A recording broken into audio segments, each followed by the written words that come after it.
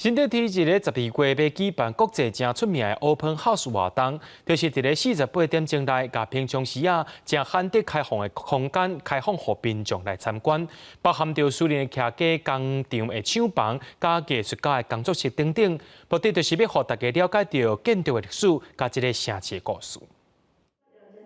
Open House 上早是在1992年对英国发起，主要是希望民众会使更加了解城市内底较少人知影的隐蔽空间，透过主人甲民众互相交流，做伙分享城市建筑的故事。搜寻新竹的空间、新竹的点，到去形成的脉络，点跟点之间串得到，最后其实我们想要去促成一个属于真正更高的高度，在行动那个打开空间之外，我们真想要促成的事情是一个属于公民之间的网络的一个建立哦。申办者同时嘛希望透过 Open House， 甲新德成做城市共享平台，然后新德少年人可以发挥创造力，行出家己的梦想。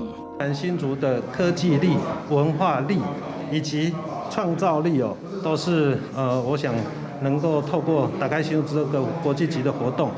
让全世界看见台湾，看见新竹。